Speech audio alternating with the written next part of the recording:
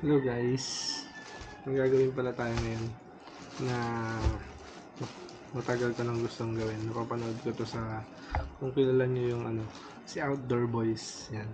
This is a pretty cozy little shelter.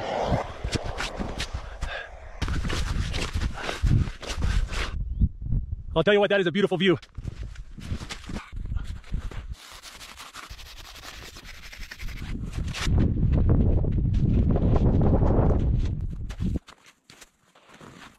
Lagi ko yung pinapanood mga nakaraan. Halos natapos na lahat ng video nila. Pagkatapos niyang i-announce na hindi na siya magbi-video ng mga tulad ng ginagawa niya. Kaya try natin yung isa niyang palaging ginagawa na tinapay sa pag nagka-camping siya.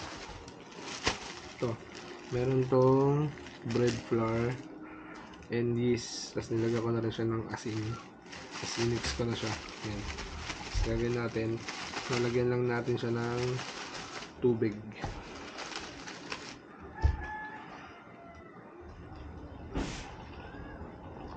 Ng sukat-sukat to, tansya-tansya na, kasi ayun naman yung ginagawa niya.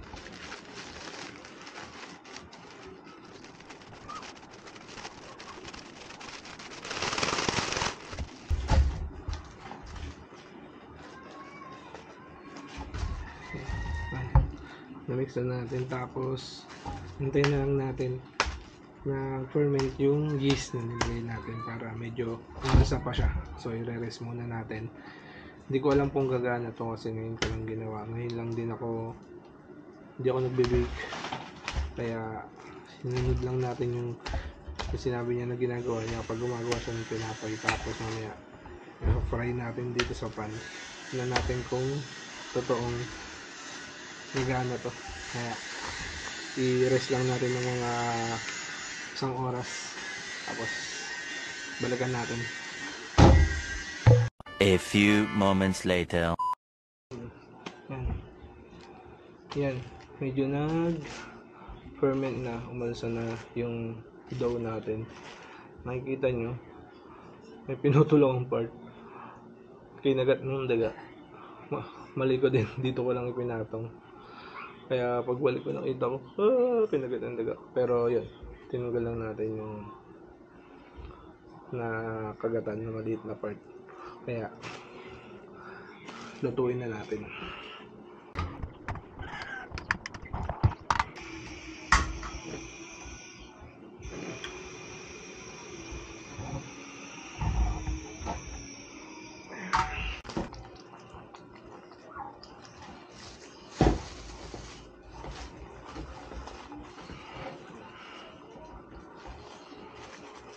Try natin siya.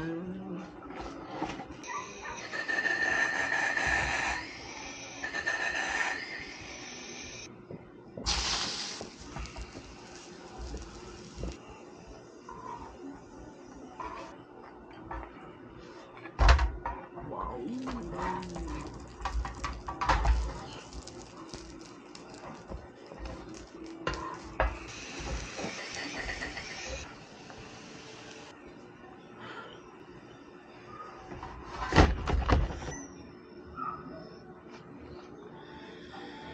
Medyo nasunog ko lang.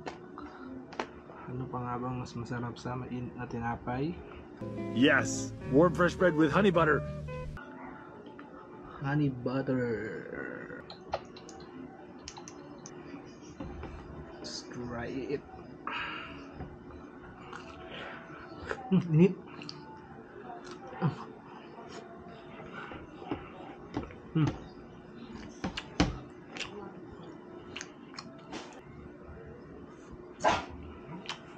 Huh? Not bad. Not bad. First time kong ginawa. Oh, nangihingi. Nangihingi sa likod ko.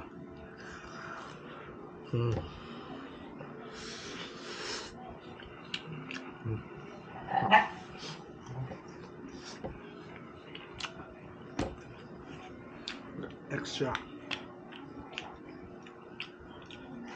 honey butter.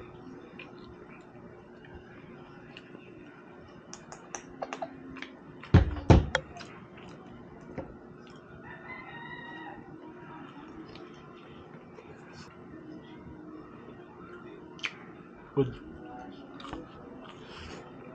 Try niyo din to guys, sobrang dali lang. Sarap honey butter goods din na combination. Thank you guys, thank you for watching.